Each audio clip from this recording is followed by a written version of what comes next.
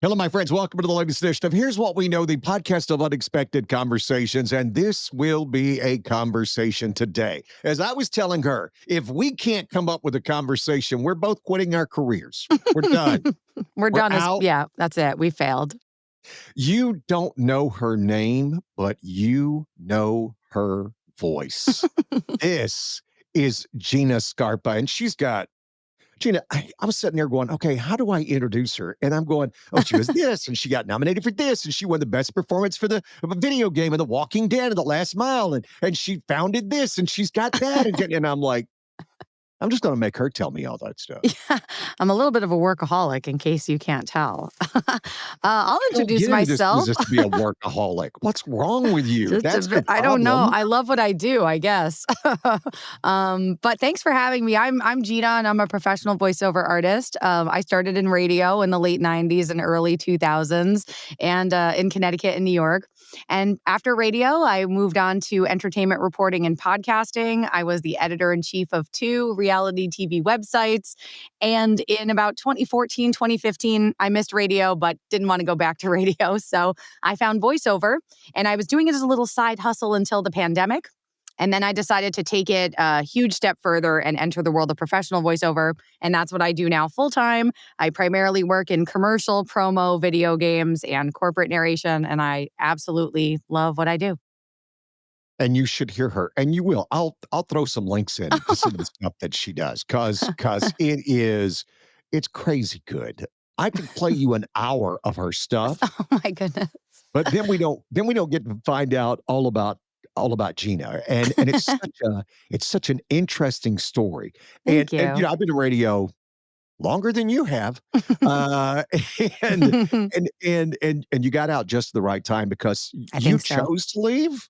Yeah. Now it's being chosen for you. It is being, and a lot of people were, it was being chosen for them as I was leaving. It was getting much more corporate. I remember, like things like requests were going away, and the station was really telling you what you could say in your liners in between songs. And I feel like I got into it just as radio was moving away from being the pure art form that it was. So I feel lucky to have experienced it. But yeah, I felt like it was time to move on after about 10 years on air. Well, the idea that you made it into New York, I mean, because you worked in New York, and listen, I never worked in New York, never had the opportunity, or at no point did they ask me.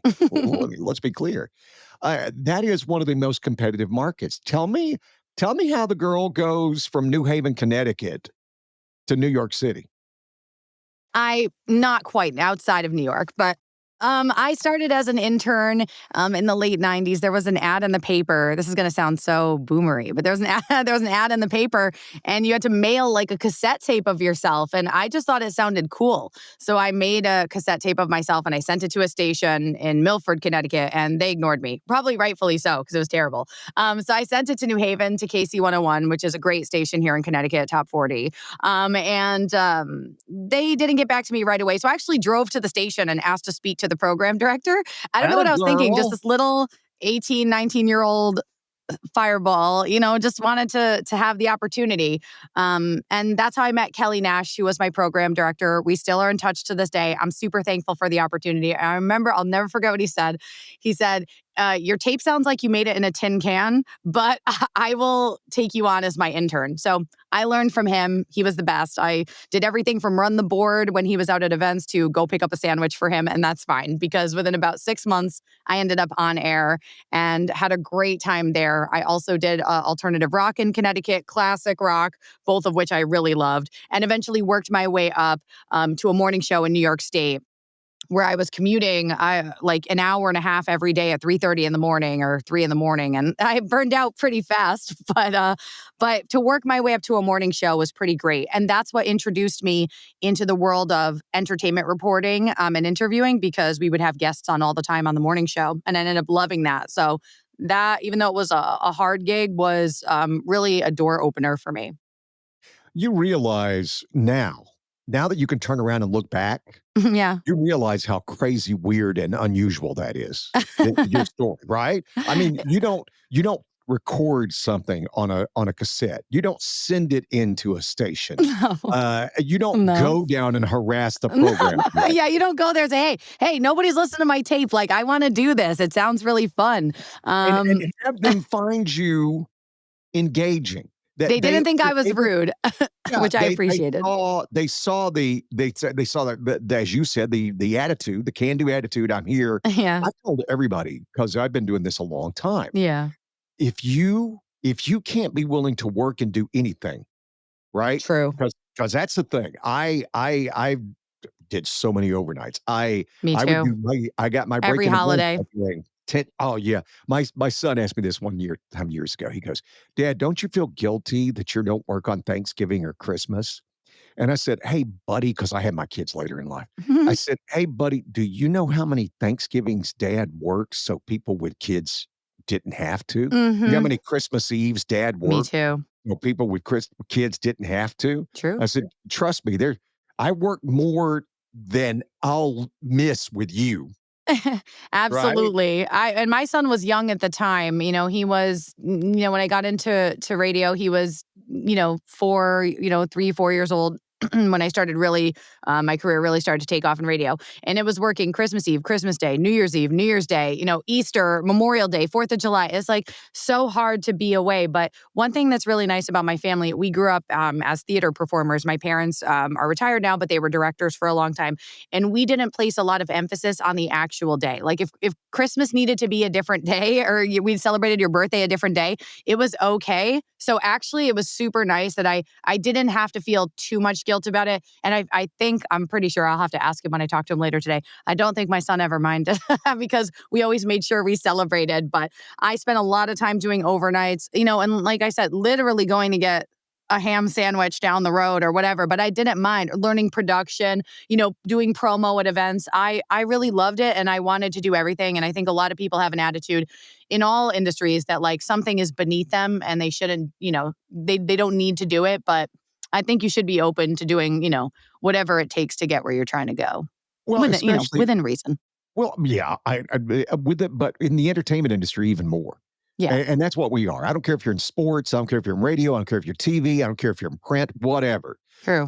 You have to be open, and because of the internet, here's me getting the boomer a little bit, is kids expect to be instant stars. Yeah. I can remember speaking as guest lecturers and Hmm. stuff, and they couldn't understand why. Okay, when I got out of college, I want to do mornings in San Francisco. I, Hmm. I want to do mornings in Dallas, Hmm. and you're going. You mean you want to work up? No, no, no. I want to No, go I just straight want to be there. hired. Yeah. I want to go straight from getting my degree and then go do mornings again in St. Louis, wherever. Hmm. Hmm. In a And big you're market. going, Hmm. really? I mean, you don't want to That's work for interesting. Yeah, yeah. because that's I mean, and outside of Gina Scarpa, who attacked a program director, uh, I And I he don't still likes know. me to this day. Well, but what the other side of that story, you know what? I can tell already what he loved about you because you were going to show up.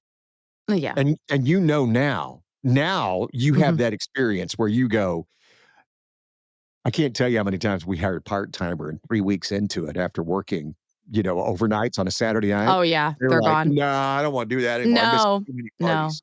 I would always say radio was like a revolving door, especially the interns and the part-time crew that would, take those overnight shifts or fill in for people. Like it was, very rare that people stayed for a long time. And it's not an easy industry to be in. I think it sounds really cool from the outside. Like you get to work in radio. It's so fun, or go to concerts or, meet celebrities, but it's a hard industry and it had a lot of great points that I loved, and it had points that were very, very difficult as well. I think when people get up close to it and you say, "Oh, wait, this isn't exactly what I thought it was going to be."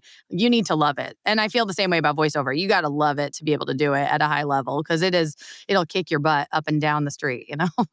Well, and I always tell people this, just because I work in radio, Mhm. don't kid yourself, and she's gonna be embarrassed right now. I can't do what she does.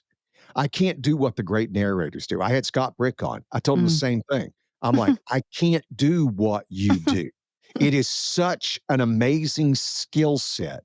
And you're going, well, she's just talking. As I said, when you heard that the ability to speak naturally and clearly and with a dramatic flair, y'all, you better have all of that in spades and be willing to work your butt off. That's why it's always fun when you talk to people who are at the top of their game.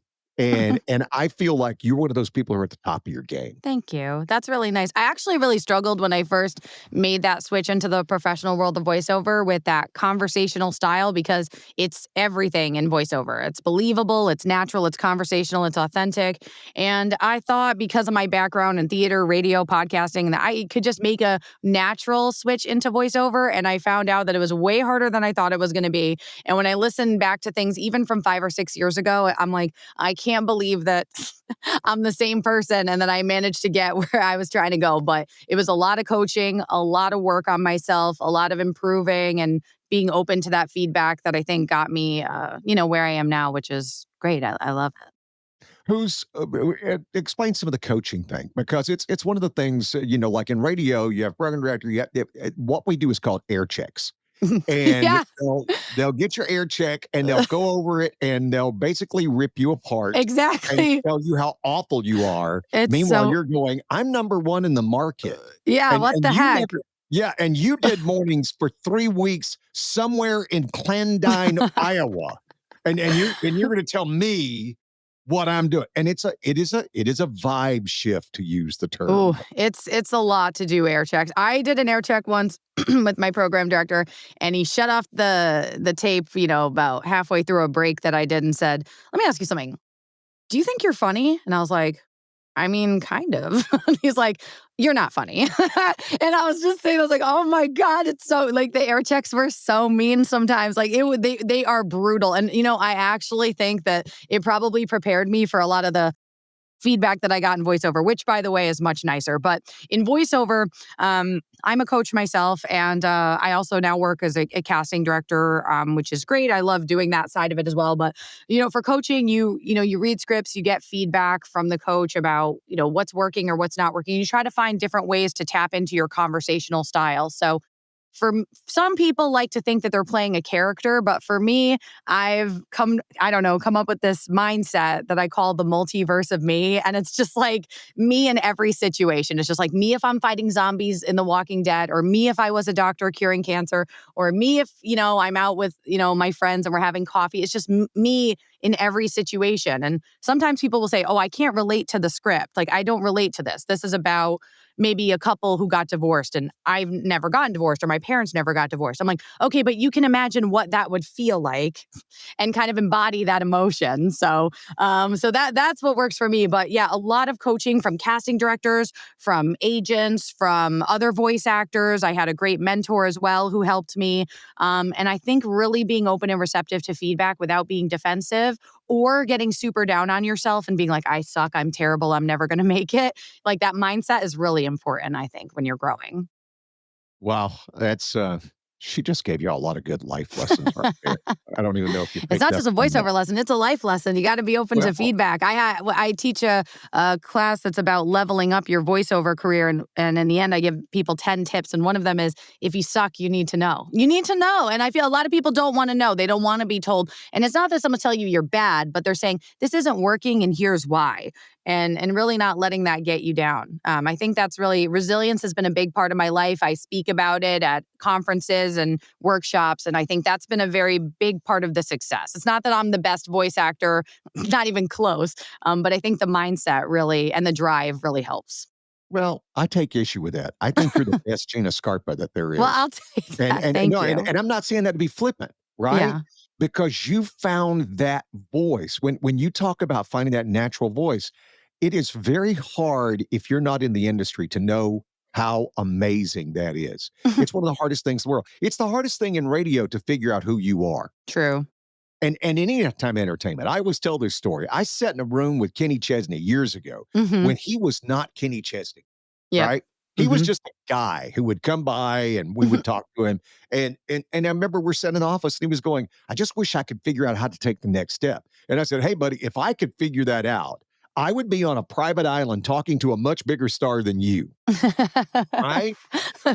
But he did, and it's the Mm, hardest thing. You figured it out on the radio. I figured it out because when I first came on, I was just doing a really bad imitation of Larry Lujak, who you may not know, but he was a legendary jock. mm, And once I figured out what it is I do, mhm. and for you to go from radio and doing what you do, where even though you're playing a character, you're yourself, but it's almost an exaggerated version of Yeah. yourself, Yeah. right?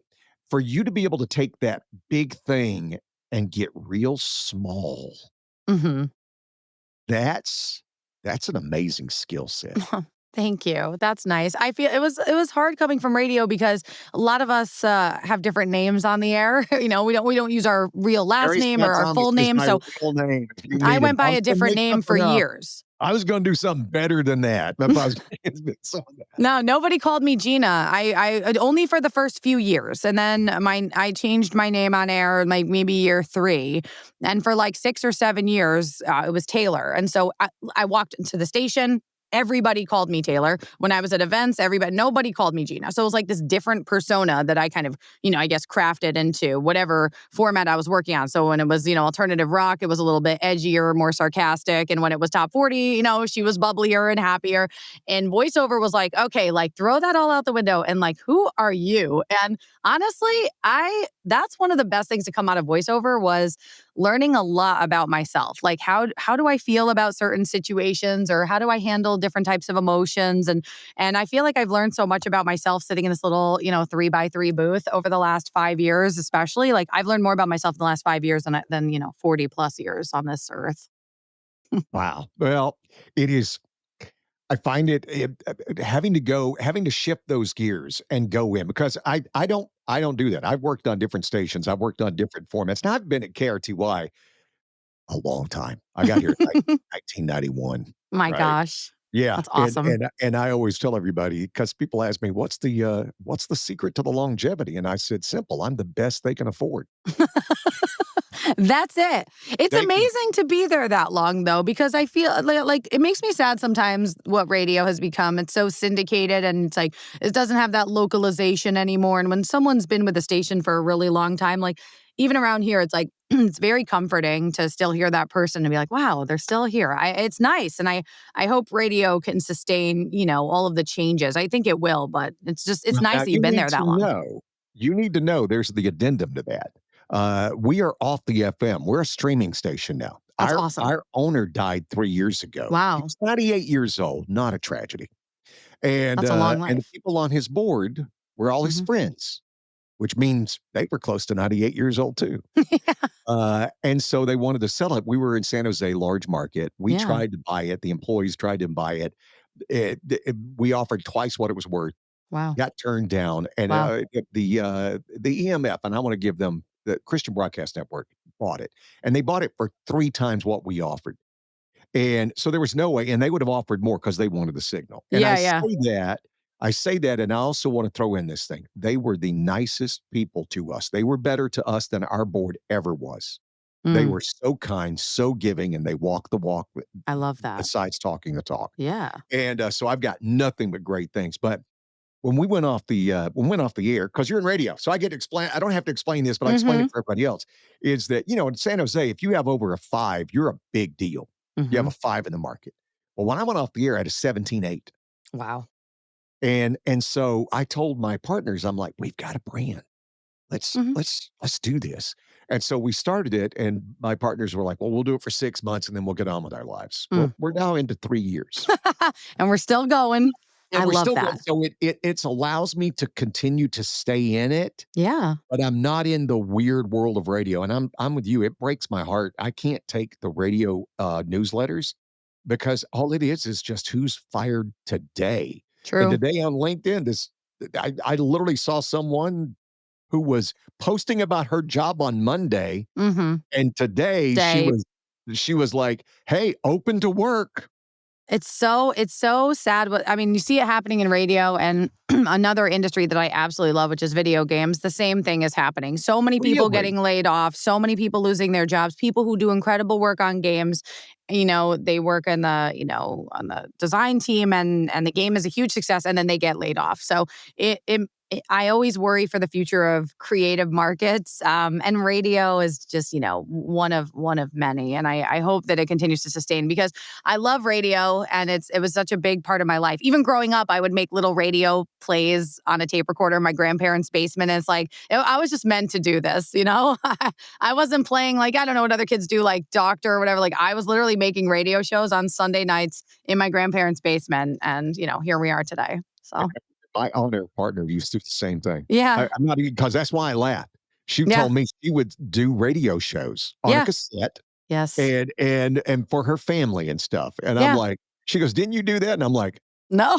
"No, No, my no." cousin has one of the tapes, and we just had coffee a couple months ago, and I was like, "You gotta find the tape of me. Like, I want that tape, and I gotta post it online. I think it'll be so funny for people to hear just a little baby Gina voice, practicing her early days of radio and commercial recording and things like that." Risk of embarrassing you, and I'm not trying to. You No. always so expressive. Were you always so expressive? I mean, because listen, I have teenagers. You raised one. It's not like kids are. Hey, how are you? Hey. Even though I have a son, I my youngest son has got the acting bent. Ah, And that's as a matter of nice. fact, we're getting him an Yeah, acting coach this week, this summer, and I love that. he's starting the last 2 school productions, That's and this year he's awesome. got yeah, so I'm bragging on him. Yeah. And even he can be expressive, but he's not consistently expressive. So Mhm. the question to you is, were you always that way?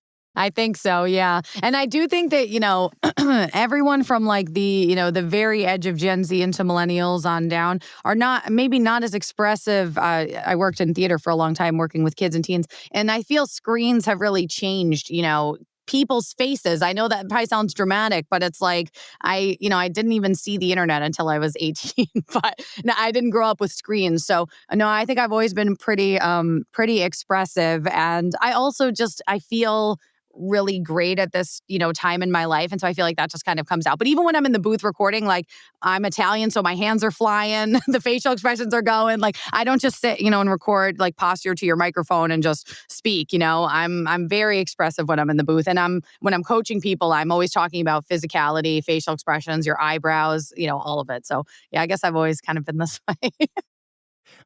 To get back what I was talking about just a little bit ago, Yeah.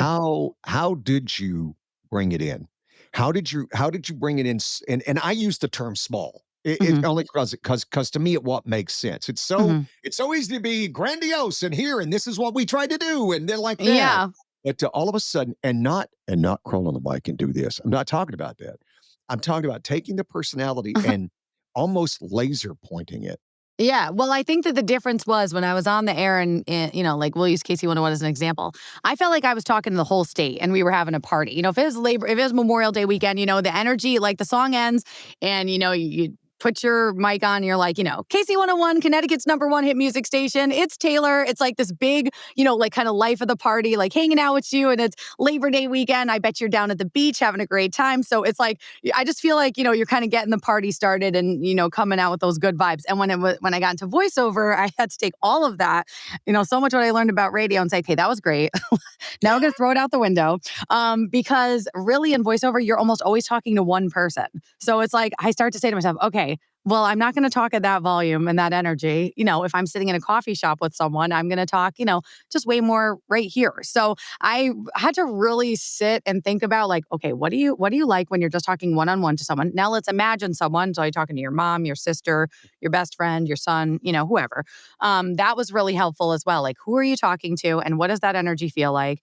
And when I'm coaching people, I say like, okay, so imagine yourself on a scale of 1 to 10. What is your typical energy number? And I'm like, I'm a loud former theater kid, Italian, Dunkin' Donuts drinking, anxiety riddled girl from New England. I'm a solid 8 or 9 at all times. So when I'm doing commercials or when I'm doing voiceover, I need to think, okay, let's let's take that 8 and let's bring it down to like a 4. But an introverted person who's a 2 or a 3, needs to pull themselves up. So I just take my personality, adjust it on the little slider scale, think about who I'm talking to, and really try to put myself in that environment. Say, I'm not going to talk at the top of my lungs or like over exaggerate things. Like if I was saying to you, like, oh, you should switch to Verizon. They have the best coverage. I wouldn't be like, you should switch to Verizon. They have the best coverage. You'd be like, why are you talking to me like that? Like, you wouldn't talk like that about it. So I Mhm. say, if I'm really giving my sister a suggestion, like I would just say, oh my gosh, they have the best coverage, or something like that. That's just how I talk. So that all of those things have been very helpful in kind of crafting this, conversational style that I think I'm starting to become known for, and that is sort of my bread and butter when it comes to casting, being cast in things. See, what I think, again, and let's really, what I think is important. Yeah, for sure. It's your Uh, show. yeah, right. But what I think is what you're good at, and when you were saying that, it's like when you say you were like when you were on the radio, you were thinking, "I'm talking to Connecticut." Mhm. I've always sat back and I'm talking to the voice in my head, Mm, all right? But now here's the deal, and I think this is what you do, especially with the thing. It's not that you're talking to your sister, mhm, it's that you keep your voice modulated mhm. for her reply, True. even though there is no reply. There's nobody there. I'm So talking to so when myself you all sit day. back and go, "Hey, you should really try Verizon, it's amazing." Yeah, Because you're saying that, hearing her response going, "Really? Because exactly.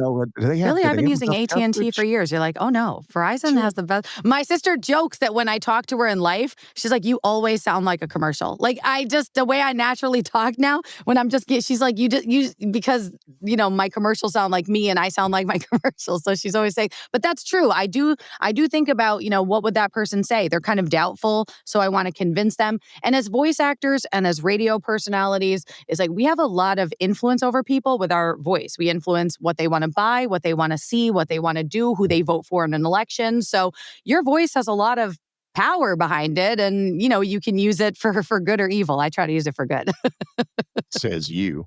Uh, what is what is the most daunting? What is the hardest? Is it video games? Is it voiceover, TV, radio? Ugh.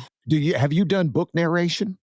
I have done a little bit of audiobook narration, and for me, it's too much. I kind of have a joke in this industry that 5 minutes of audio or less, and I'm out the door, unless it's a video game, and then I'm 100% on board because I love games. But audiobooks have always been really daunting to me. It's very difficult. And sometimes I'll coach people that are new and they're like, I'm thinking about signing up for ACX, and auditioning for some audiobooks. I'm like, okay, first of all, you better have your audio editing skills on point because it is very difficult to do audiobooks from an editing perspective. It takes a really long time. For every hour that is finished of audio, it's probably 3 to 5 hours at least of working on it, of reading it and editing it and fixing your mistakes. So audiobooks are not for me. And I have so much respect for people that do it. I am more in that, commercial promo video game world. Animation's really daunting though, too. It's a highly competitive and atmosphere. It's very hard to get into. You got to make a lot of great connections, and, timing's very important in terms of getting on those types of rosters. So I would say animation's pretty hard, but I love that as well. And audiobooks are definitely the most daunting from a time perspective. I can't do it. In fact, one of my agents sent me an audiobook audition. I didn't read for it. And so they called me and they were like, "Hey, you didn't submit for this." I was like, "Oh, I know, I'm sorry." And they're like, "Well, the casting director actually requested you." I was like, "Why?" I was so happy, but I was like, "Why?" Like, that means I have a high chance of booking it. I don't want to. I was like, no, if they want me to do it, I'll do it. I'll do it. So I did submit for it. And I was like, you know what? If they want me to do the book, I'll do the book. I didn't get it. And I was slightly relieved. Because you I was like, said please don't book me. Please don't book me. you casually said one of my agents One of my agents, yeah. because you have how many? Well, I have agents in New York and LA, and then you can have regional agents as well. I used to have many, but I found like it was hard to manage that many relationships, and I wanted to be fair to the team that I had around me. So I have a regional agent in Minneapolis that I love. She's so nice. And then I also have a management team as well. That's, probably 7 or 8 managers. So there's a lot of people that are on this team. It's not just me. And then my sister works with me as my studio assistant. So what kind of big sister would I be if I don't employ her as my little minion? So I've got a web designer. I've got a lot of people that, work with me and for me as well, which is interesting because it used to be, I was very lone wolfing it up until a few years ago. And now I've got more people than I sometimes know what to do with. Well, One of my agents, casually, one of my agents called me. At Reed Animal Hospital, they treat your pet as if it was their own. Now, I'm a very satisfied customer. I can tell you they mean that. It's not a chain. It truly is about helping you and your pet enjoy life together. Dr. David Reed and his entire staff take the time to get to know you and your pet. I can tell you what I like. He's helped me better understand what my dog Luna needs and how I can take care of her more efficiently and kindly. Find them online at reedanimalhospital.com. 2 locations, Saratoga and Campbell. Little secret from me to you, Dr. Reed actually gives you his cell number so he can answer your questions and concerns. They really are committed to you and your pet. reedanimalhospital.com. The majority of any of us in entertainment, I had an agent for about a year, Mhm. right? And nice guy, great Mhm. guy, never really found me. He got one gig, and the day they sent me the contract to sign to go to this station in Chicago, Mhm. I get to work, and it's like 5 o'clock in the morning, and this is before cell phones, and the Mhm. hotline's ringing. And I'm like, The who's calling? hotline. It's like 4:45 The in the morning. hotline is like such a memory. Yeah, because it's big red light and stuff, and I'm Yes, like, the "Who in hotline. the world is calling at 4:45 Yeah, in the who's calling morning? me? Yeah. What the hey?" And I was, like, all excited because this was my next to last, because I'm getting ready to turn in my Yeah, notice, yeah. and I'm going to make big money, and I'm leaving. So And, funny. he calls me up, and he goes, "Dude, deal's off." And I'm like, "What?" And he goes, They were gonna change formats and bring it." And he goes, "Somebody across the street found out they had changed formats, and they changed the formats this morning. Oh my god. So there, the deal's They're off." not, yeah, deal's off. Oh my And I'm gosh. like, "Oh, man." And once I'd been here, because like I said, I've been here for a long time, I'm like, "I Yeah. don't need an agent." I don't had never had a contract. It was always a handshake deal.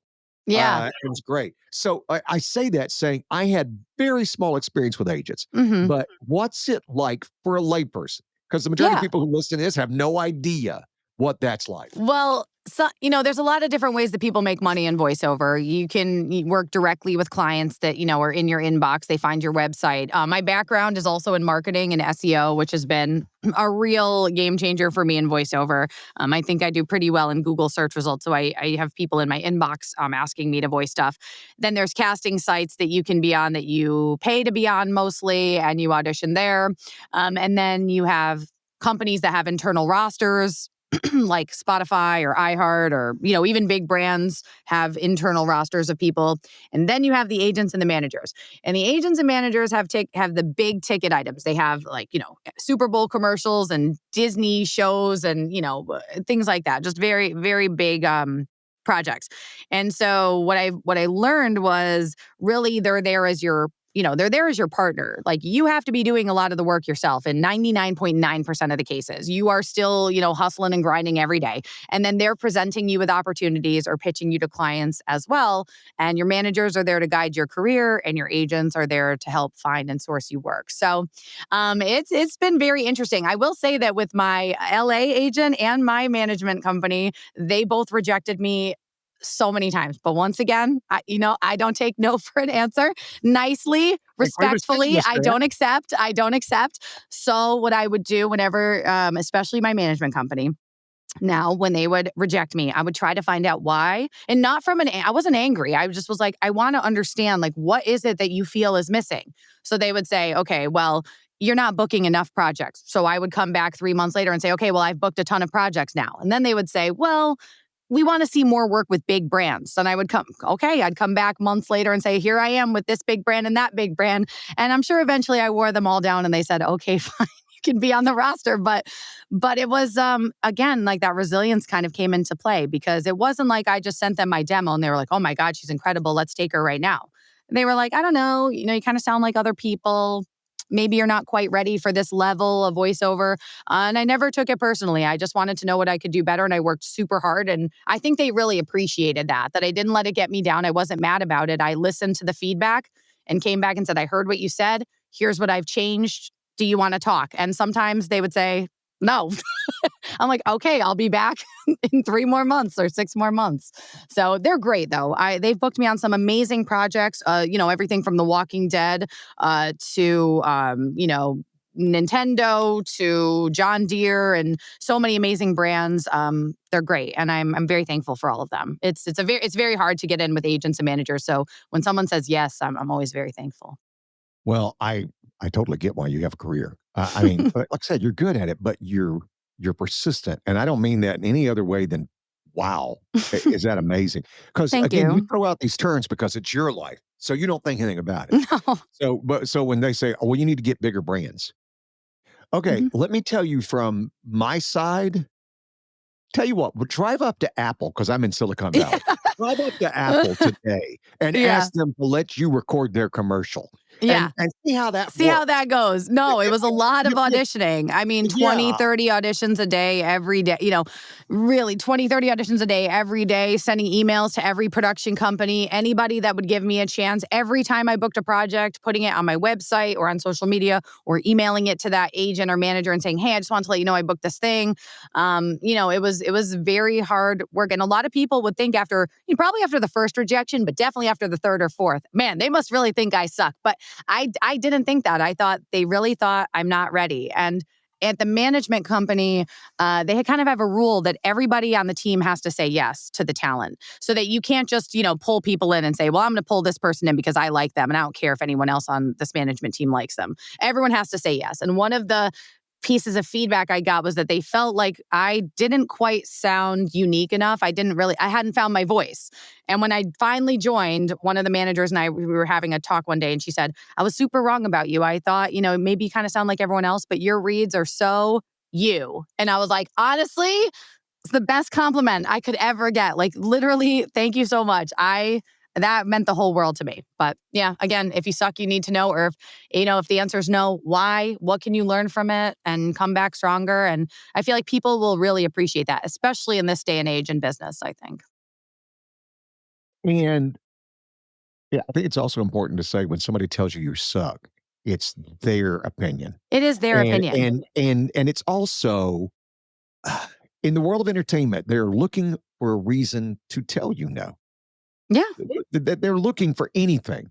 And a true. lot of times when they go, because when I hear this, "You're not ready," that means you don't have a good reason, right? No, you Because sound like everybody else. You don't have a it's good reason. You're just so looking. I know. it It's so is true. so a mouthful of it's like, It's whatever. yeah, dude, if you can't say, well, you got a lisp or you can't say the word Exactly. schedule or regularly, okay, Exactly. okay, now I Yes, understand. I can work with that, but you sound like everyone else or you're not ready. I don't know what to do with that. So that concrete, like, tell me something actionable I can do. And that's my whole thing as a coach is like, we need to be doing actionable things that move us forward, not just, like kind of willy nilly. And like you said, it's one person's opinion. The same person could cast a project. I mean, different people could cast the same project 10 different ways. So I don't take it personally at all. Not even 1%. It's very, That's very, brilliant. very subjective. Very That subjective. that's brilliant because again, you need to hear from somebody, again, in my opinion, it's up for game. It is so important to not take this stuff personally. No, it's not personal. You know what I say to people? Like, okay, this is how I think voiceover casting, this is how I look at it. Because, like I said, I cast things too. And our studio casts with great brands. We've worked with Amazon, PBS, Chick-fil-A, and several others. And so when you're listening to auditions, I think about it like when you go to an event or you go to a party, a picnic, and you meet a bunch of people and you just naturally gravitate towards certain people. You're not like, I hate these 48 people and I only like these two. You just naturally gravitate towards people. Or if you go get ice cream, when you pick, we go out for ice cream, I'm like, what do you want, Gary? You're like, I'll have, Rocky Road. I'm like, oh my gosh, why did you reject the other flavors? You're like, I'm just picking my favorite. I'm not rejecting anything. It's not rejection. It's just picking your favorite. Or you feel, you're picking up on someone's vibe. It just jumps out at you. We all like different people. We're attracted to different people and things, and everyone has their own taste. So I don't take it personally at all. I mean, I would say maybe 0.1% of the time I've ever taken something really personally in this industry. And the other 99.9, I'm just like, I just wasn't the right person, and that's okay. It doesn't bother me at all. Not even, and because if it did, I just don't know how I could continue working at the pace that I do if I let every single thing bother me, because I get rejected. You could go look at my website and be like, wow, she's done a lot. And I'm like, I promise you, I've been rejected about 100 times more for each project you see. I've been rejected 100 times. Well, I recently had New York Times bestselling author Greg Hurwitz on, Lovely. and he was the same thing Yeah. going, "We get rejected." He goes, "I get rejected 10 to 20 times a week." Yeah. He goes, "For the longest time, that's what I did. I got rejected 10 to 20 All the times a week." time. And he goes, "You know how hard it is to write? You write something and then somebody goes, No. nah, Yeah. you No, know." not this. This isn't it. Yeah. And I've told the story before. I think the best thing for me getting into this industry is that at no point did Mhm. I ever think it owed me anything. That's a That really when it good was point. done It with me, true. I was gonna be done. It was gonna be done with me. Mhm. And that helped me not take it personally. Now, see, I'm the antithesis of how you work, Gina. I do not listen to my shows. I do not listen to air checks, Mm. because what I have found for me is I Mhm. start playing to me, Mhm. and it limits my audience to one. So I Mhm. start doing my shows based on what I think's going to do. Yeah. Now, that's different between coaching. It's different if you take somebody who's and you're trying to learn a skill set, that's different. Yeah, yeah.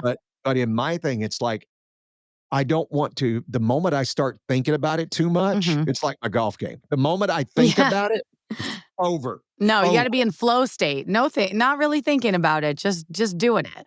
But It's the true. reason I bring it up is there's so many ways to do it. Mhm. And so when you take it personally, when somebody says something weird, now it's different if you find somebody that you really like their work. I Mhm. really like Gina's work. Now, let me say this as a caveat. I'm not getting into voiceovers. Not what I do. I don't want to be a part of it. It's okay. So I say that, and Yeah. don't take me as your client. Okay. Tell me this. How do you approach tell people what a coaching situation is like. Tell people how they what's putting up an audition reel? What's the first step? We don't have to go through all of it, but a lot of people who might be going, are they have Oh, a you're like, "Wow, kid this or sounds something like fun." that? Well, I think, there's a lot of like misinformation, I think, on social media. Like, you could just read books in your pajamas and make money. And I'm like, well, it's going to take a lot. I mean, you got to have great equipment and you want to have some coaching. But when I first meet someone that wants to get into voiceover, the first thing I do is try a bunch of different scripts with them from different styles: commercial, video game, e learning, audiobook, medical narration, and just try to get a sense of their voice and their personality. Like, what are they good at? What are they not good at? What do they like? What do they not like? What do they struggle with? And try to start dialing in on, their personality and their ability to speak conversationally and kind of take it from there. That's usually what a first coaching looks like. When we get to the point where we can really audition, at this point, they've invested, hundreds to maybe $1,000 or more on their equipment and their website if they want to join a casting site and things like that. And typically an audition is you get the script, it's either a portion of it or the full thing if it's a 60-second spot, a 30-second spot, or maybe like a 10-minute e-learning, but you're only going to read the first minute. You record it, you edit it, and then you upload it. Like, this is not like, oh, they listened to my demo and they were like, she's good, let's hire her. I have to do a custom audition almost always. I mean, 99.9% of the time. So when I say I audition 20, 30 times a day, I don't mean I send my demo out. I mean, I recorded 20 or 30 custom samples for these people, uploaded them or emailed them. And on top of that, marketing myself and doing the projects that I've been booked on. And it is nonstop. It goes 365 days a year, 24/7. And so again, you got to have that real hustle mindset to be able to do it. But that's typically kind of what the process is like, coaching into having the equipment into auditioning. I almost feel kind of guilty because I'm using up so much of your voice right now. No, no, I no, that's fine. I usually sessions are, they can be kind of long sometimes. Sometimes they're an hour for a 30-second commercial. And I was doing a commercial session yesterday for a gas station, and it was about an hour long, but it was 2 scripts and, it took a while. And they were like, I'm so sorry we're taking up your time. I said, don't. And they're like, oh, sorry for your being picky. I said, mm-mm. I did a session once for a client. It was a 30-second commercial. I did 186 takes, and I was like, ma'am, I don't know how many more ways I could say this. Like, my voice was shot. I was sweating. I was like, I said it every which way. And then we ended up using one of my early takes. I was like, I know. That's when Like, you're what if just you you tried just it like wanna this? What reach if you through said it and like rip their this? you wanna reap their eyebrows off because they really don't know what the hell they're doing. That's when they It don't gets know what very they're doing. picky. No, you would be, I mean, I think people would be surprised when they hear, they may hear me in an ad or something, you would be surprised at how picky and how many people are involved. You have the writer, you have the engineer, you have the director or the producer of the spot. So that might be the ad agency. Then you have the brand, so they need to come in and listen to it too. Sometimes there's only 1 or 2 people, which is nice. Sometimes there's, 7, 8, 10 people. Recently, I did 2 trailers for Nintendo for the game Xenoblade, which was awesome. I love Nintendo. It's like a dream to work with them. They had a team of about 7 or 8 people, but they had 1 point person. So the session went super smooth. Like, after each take, the director would say, okay, Gina, stand by. I'm going to gather all the feedback and then I'm going to relay it to you. So they would come back super efficient and say, here's what the team says. Other times on other sessions, it's like 7 people giving 7 different kinds of feedback. And sometimes they, are conflicting, but I will give props to Nintendo. It's always great to work with them. And it was very efficient. That's fun because That was so fun. So fun to work with them. It's the 3rd time I've gotten to work with them. The first time was the trailer for The Legend of Zelda, Tears of the Kingdom. It played on TV, movie theaters, and online. And I told them, I was like, literally, the NES system in the late 80s was like my whole identity. It's like all I ever played. I love The Legend of Zelda. I love, like, Super Mario franchise, like just the Mario franchise. Just, I love Nintendo so much. I've always been a Nintendo girl. So, getting to do that to me is like just the height of everything. I just couldn't have been more excited. And but like I said, they're such an efficient team to work with that it doesn't feel like work at all. It just feels like, oh my God, we're all just hanging out talking about Nintendo. Like, does it get better than this? Probably not. watching my kids play because listen, I played Pong. I remember when Yeah, that right? came out, Yeah, I played right? ColecoVision. That was like my first Yeah, system. Well, my and grandparents had ColecoVision. I can remember Ocarina of Time, Oh, with yeah. I with loved Zelda, Ocarina. and played that and tried to figure it out, and now my sons, have the PlayStation 5 and all the other Of stuff, course, and yeah. they'll play, and then we get Nintendo, and we'll play that, and I know you're a gamer. Mhm. Both of my sons, my son, they both play Roblox, but my son also loves, um, Fortnite, Oh, right? yeah. No, I love My Fortnite. my whole thing, I was single for a long time because Mhm. I was single, and I got into World of Warcraft Ah, for a long phenomenal game. I but loved World of Warcraft in the early years, especially. I was nothing but a human priest because I'm just built to be an alliance player. And I would try I sometimes. had I everybody in would try. different I would servers. try I had sometimes. I'd be everybody. like, all right, let me just try a horde character, and I'd play for like a day and be like, I can't do it. Like, the closest I ever got was a blood elf, but I'm just not built for it. So I am just, and I just every time just make my human priest. She starts in Westfall and runs over to Stormwind, and it's just how many human priest characters are you going to make? Infinite. I meant to be a healer. I meant, and that was Wow. it. But I love World of Warcraft. Love Hearthstone. I'm a big card game player, so I play Magic the Gathering and Hearthstone. Love Fortnite and got to voice a character in an event in Fortnite, which was incredible. I told Um, my son that that's what was his whole really? Did a voice in Fortnite. I'm like, "Yeah." Yeah, I mean, it was amazing. But yeah, when I joke, like, I mean, people think I'm joking, but I'm really being serious. Is when I'm not in the booth, I'm playing video games. Almost always, more than watching TV or movies or anything. Like, I will put in, 4, 6, 8 hours into video games. Yesterday, I did. I was playing a game that had the end of a ranked season, and I was like, I'm grinding this out all day, and I'm not stopping until I get the rank I want. And I did with, maybe an hour to spare, which was great.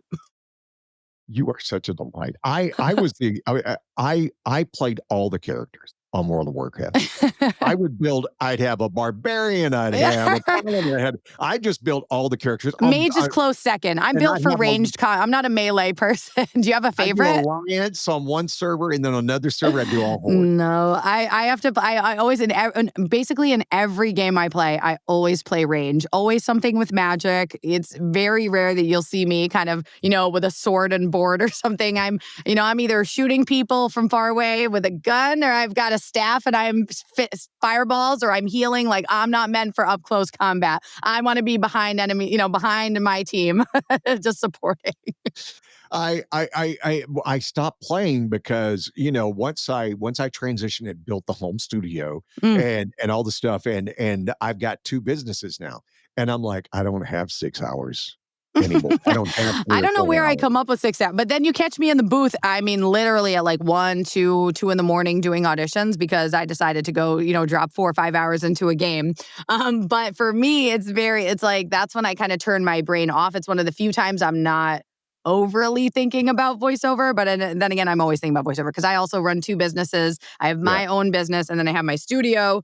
And there's just a lot going on. So video games is a nice escape, and I really love it. And I think I thought I would be too old. I don't know, like not too, a little bit too old to play, like Fortnite or Call of Duty or whatever. But I was thinking about it recently, and I was like, people play concert piano in their 70s and 80s, and it's like video games is really no different. It's your hand-eye coordination and it's timing and reaction, and so I like it. I feel like I hope it keeps me sharp. Some of it's a little mind-rotting, but most of it keeps me sharp. Well, they've done studies. It does. It's It great for does. you. I love it. Helps you Someday problem all the solve. convalescent homes are just going to be, 85-year-old gamers, in a Fortnite lobby. That's most convalescent homes in the world. We'll make I some mean, right esports teams. now it's sad. You go and it's sad because they don't have anything to do. But just No, think, we got to 30, teach 40 them years video from now, games. I'm starting an 30 esports.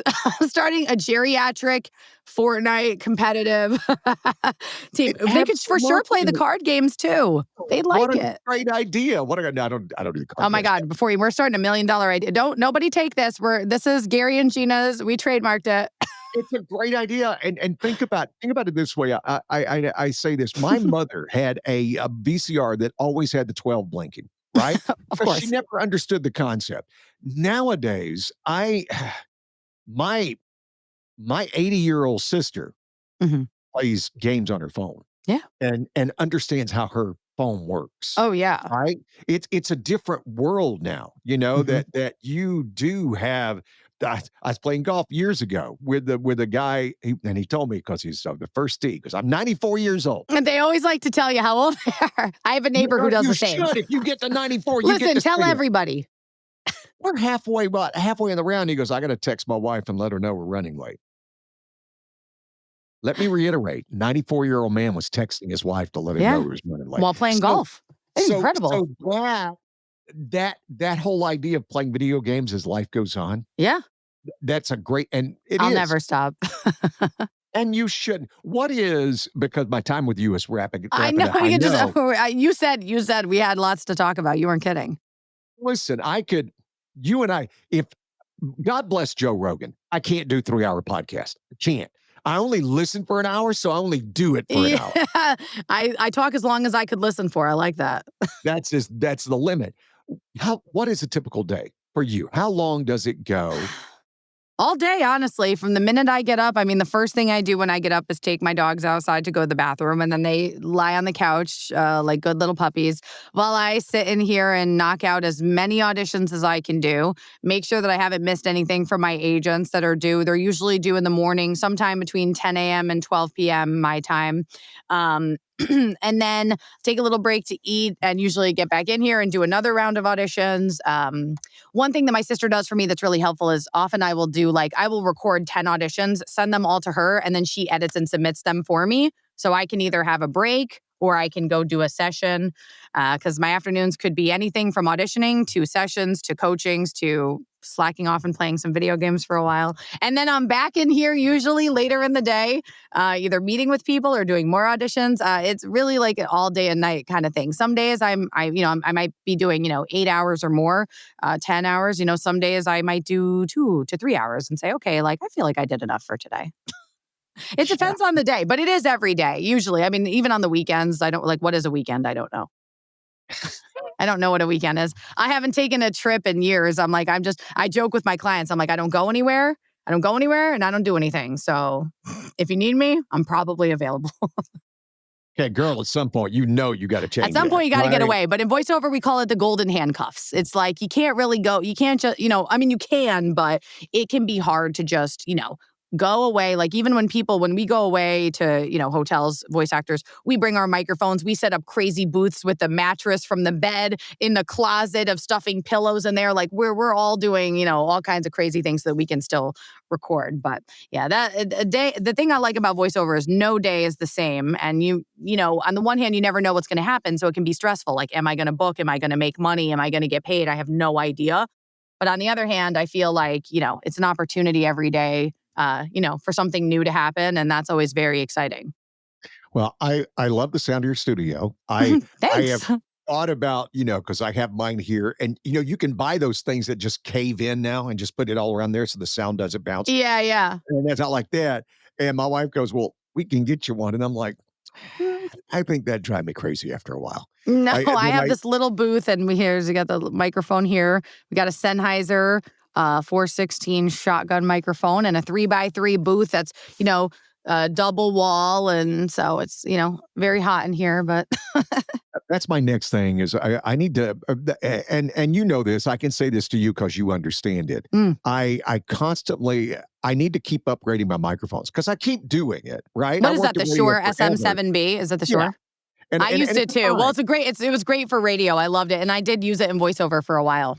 And it was fine. And it's fine for what I'm doing now, but it's just after a while it starts to and I'm like and I worked in radio forever and Sennheisers were always, Oh, and you know what I really miss is back in the when you'd have the boom mic, the big oh yeah. round boom mic, and you could just lean into that thing. Yeah, no, And they were great. do you have the same problem I do? Everybody thinks I talk very softly Mm, in real life, mm. and they're, like, surprised by that, and I'm like, I have spent my entire life with a Talking this. microphone a half inch from my Yeah, face. exactly. And so I don't talk loud. So my kids and my wife are constantly like, "What?" And when I'm What? talking at a coffee shop, had coffee the other day with a buddy of mine, and we were talking about this, and I said, "I can tell you right now, I feel like I am shouting at you from the top of my lungs." And he goes, "But you're not." I said, Yeah. I know, but in my head I am." You're like, I feel like I am. Yeah, That's and so funny. Well, it is The Sennheiser, when I got the Sennheiser, I felt it was really game changing. I mean, it was game changing for me. I was already doing a lot of work and coaching, getting coached and working on, just being a better voice actor. But then when I got the sound quality where it needed to be competitive, in the face of the pandemic, everything kind of opened up and voiceover stopped being like, you only have to be in New York and LA. Let's try to find talent anywhere. Once I got my sound quality set, I feel like things really started to take off. So Sennheiser, not sponsored, has been a great brand. But if they want to sponsor me, they can. and me too. Yeah, this podcast is unofficially Yeah, sponsored by you're a Sennheiser. Send Gina us your and Jerry microphones. on Actually, I Sennheiser. will say, I did make a post about Sennheiser on Twitter or X, whatever, a few years ago. And Sennheiser reached out to me and said, hey, you work with kids. We would love to send you a microphone for your kids and teens. So actually, Sennheiser did send a 416, which is a very expensive microphone. It's like $1,000 retail. They sent it to the studio for free so that kids could have the opportunity to record commercials. And they did. They do. They did, and they do record on that microphone. Sennheiser, I have kids. Do you Uh, have kids? Reach out to Sennheiser. No, Sennheiser yeah. was very generous, very, very kind. And it was really, kids have booked, toy commercials and radio commercials and e-learning projects and use that microphone. So I just like Sennheiser as a brand, but the microphone is like top tier. Everybody always tells me when I get into sessions, oh, your booth sounds great. I'm like, oh my God, thank you. Because I'm always worried. Well, I love, as you can tell, I love voice actors. I love voiceover people, what you guys do. And when I saw, I'm like, I got to reach out to her That's nice. Thank because you. I I'm so just glad you find it did. well, and it's such a unique skill set, right? And it's like I always tell everybody, don't think I can do what she does. I can't. And I'm not I saying don't that because believe I think you. well, I'm just like the effort and time that you've put into it is Mm, amazing. thank you. Hey, I'm good at what I do. I'm not knocking me down. I'm really good. I am a dancing monkey, but I do this really, But really I do well. the dance really Do it well. really, really well. But I always have like the biggest admiration for you guys who have figured out a way to do it and find your voice. As I Thank said, you. I love narrators. When I Mm, talk to Scott Brick, it's like yeah, he's great. having your ability to figure this out and find your voice and how to get into that stage. With you, it's a completely different skill set. That you were that person that we wish we sounded like you when we talk because that's so conversational. And it's just not the way the majority of us talk. If you go to a party and listen to people talk, it's kind of weird when you really start listening. Yeah. That's so funny. Well, I appreciate that. It's been, a lot of learning and, you know, trial and error over the years. I just did a workshop with some of my coaching students that we took a look at the last 5 years in voiceover for me. And we looked at it all, the good and the bad and the ugly and, the setbacks. And so it hasn't just been, this kind of straight trajectory up. It's been a lot of, squiggly lines along the way. And it's been really, really great. I feel very fortunate. And like I said, voiceover has taught me more about myself than I think I ever knew. So I'm very grateful. And that I get to do this every day. It's so fun. Like I can't think of a better job. Check out her website if you're interested in the coaching and stuff. I mean, yeah, you can apply. I don't know when she has time to do it, but you I can try to apply. make time for everybody. I Yeah, do. good luck with that. And because either she has time, she's either You're busy next. or she is making one more priest on board. That's it. I'm just out here making infinite human priests in World of Warcraft. That's why I can't answer your email. I'm sorry.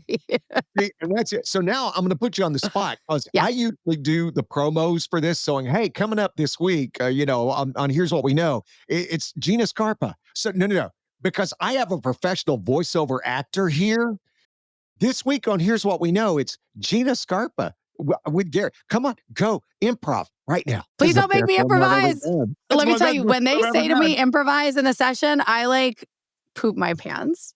I'm like, I've got, that is one area of my comfort zone I've really pushed out of is like, hey, can you improvise this? I'm like, oh my God. Sure. Well, it looks like we've come up with the episode of our No, next podcast. don't use that one. I'm like stumbling over my words. Don't use No, that. you and me. We're going to talk about all the other No, because we still didn't get around to half the stuff don't that I use did in my that. Cut research that. on. Cut that.